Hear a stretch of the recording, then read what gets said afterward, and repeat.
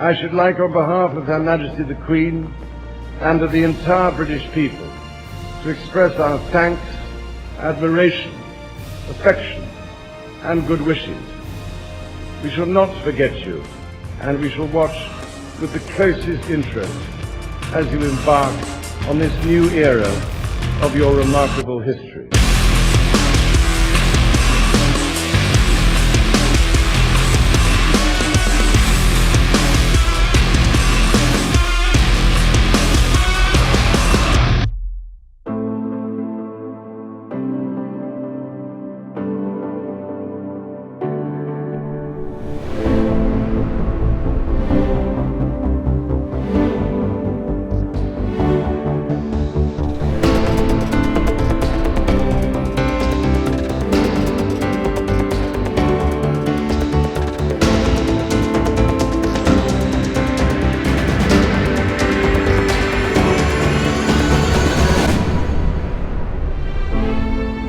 Hey everybody, and welcome back to Dragon's Gate. This episode is one that I never really was sure how to make entertaining, but it's totally necessary because it's absolutely foundational to everything else that we do in the series going forward. This episode we start the basic road layout and make a bunch of different expressways and interchanges using the CSUR mod and the assets for that. And everything turned out amazing. I don't really go into too much fine detail with trees and props and such because I'm going to wait until I get to those areas before I have what they look like set in stone. Most of this episode is just going to be time-lapse with music over it. That's not really how I like to do episodes, but I think the entertainment value of watching infrastructure being built kind of lies in watching the process. And that's not really something that I can just explain over in a time-lapse like I do in other videos. But before we get into that time-lapse, I do want to kind of show what's being built and the context for it.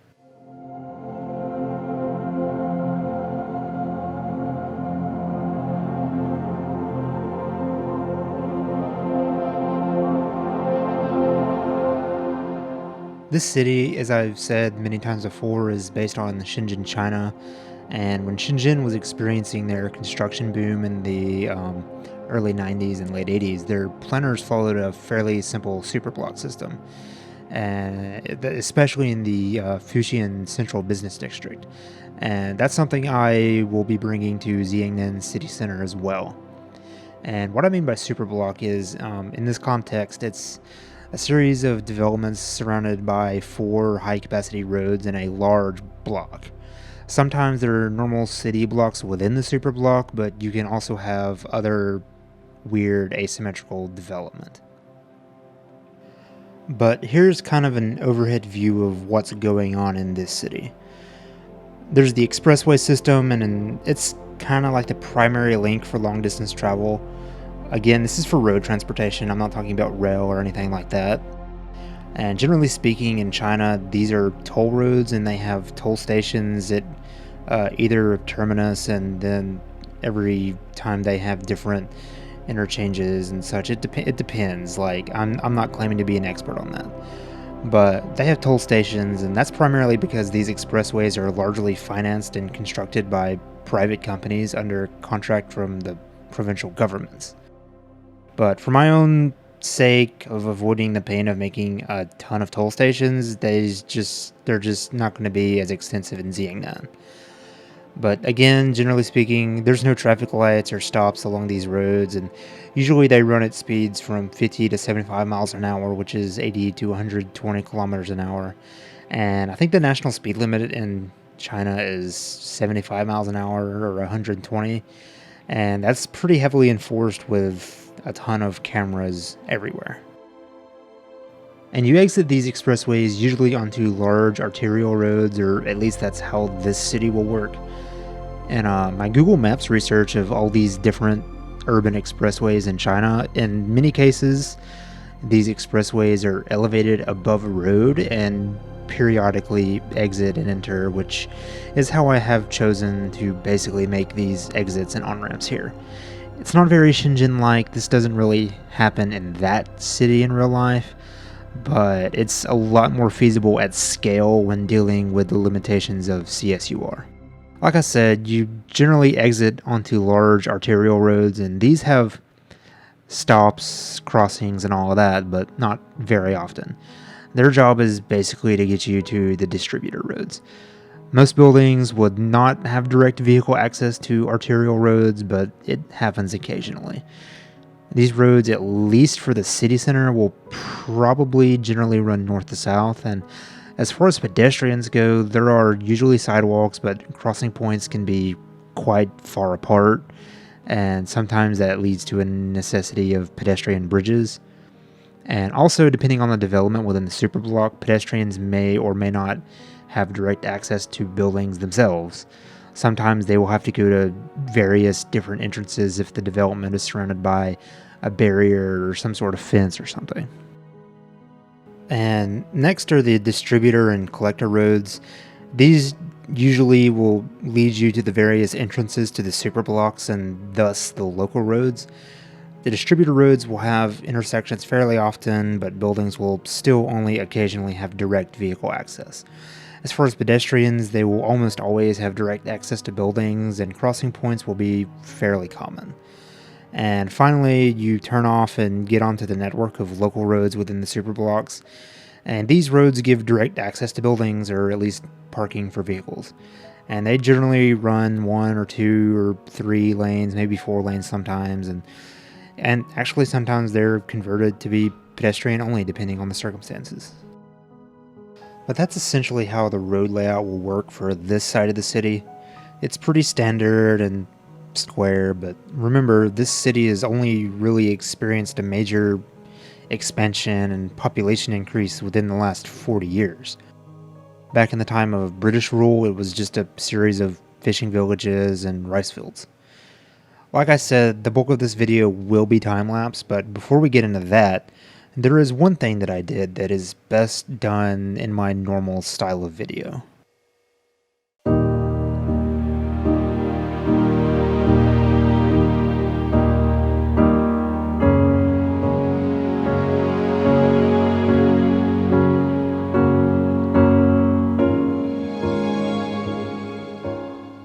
So for this bridge, I kind of wanted to have something to be like a centerpiece for the mouth of the river.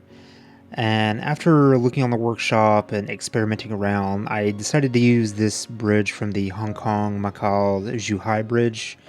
And like I said, it just kind of worked best from the ones I downloaded. And I actually cut this in the middle of creating this expressway, so some things in the background might magically be completed between cuts because I did part of this and did a whole bunch of other stuff and then came back and finished this.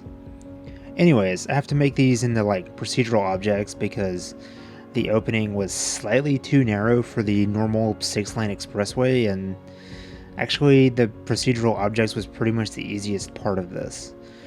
The difficult part was when I turned it night and started working on putting all of these lights on the bridge. It was difficult because prop line tool, to my knowledge, doesn't work on elevated surfaces, so everything had to be placed with Move It, and usually by hand. And to make matters more difficult, the props are so small, as they should be, but it's hard to see if you have them in the exact right position a lot of the time, so there were a few instances where the lights were kind of like floating in the air, or it was just inside of the bridge or something like that. I started by placing 4 of these magenta up and down lights on each pillar of the bridge, and that was fairly simple because all I had to do, I just placed 4 of them and they were vertical, and all I had to do was copy and paste them to the other 3 and adjust the heights. But then I took these turquoise upward lights and placed them at intervals on the median barrier. And since I can't use prop line tool, I had to do it by hand, and so I did this by I put 1 light on each node, and then I put 1 light halfway between each node, and I used the lights on the side of the road as a guide. And then between the halfway lights and the node lights, I put 1 between those as well. And that's kind of where prop snapping saved me. But really though, the hardest part was placing the lights on the sides of the bridge. What I ended up doing was placing lights using Move It at the base of each suspension wire using the copy and paste feature. And at first it was really wonky because when you use that feature with Move It, it conforms to the terrain, which that makes sense, but using it on the bridge up this high can be annoying. But it's fine because all I had to do was fix it with the height snapping tool and it was all good. But actually, in the end, I love the way this turned out. It looks great at night, and I really can't wait to have a proper skyline in the background to stare at all the time. Like I said at the beginning of this episode, most of the rest of this video will be time-lapse, so I'll leave a couple of cinematics here, and if you want to see the process of how I go about building expressways and interchanges with CSUR, stick around. I considered making a tutorial for CSUR, but I think Biffa and others have already made ones that are fairly useful, so I will shy away from that from now. But as I say for every video, leave a comment and a like, and subscribe if you're new, as I'm sure most people are at this point in my channel's history, and hit the bell icon to be notified whenever I upload. And feel free to check out my last video, which was a collab I did with Perez in Columbia City, where I made this modern stadium district in what was an older, more industrial part of town. It was a really fun build, and I think it turned out awesome, so go and check that out as well. And you can watch the video on his channel that he did as well.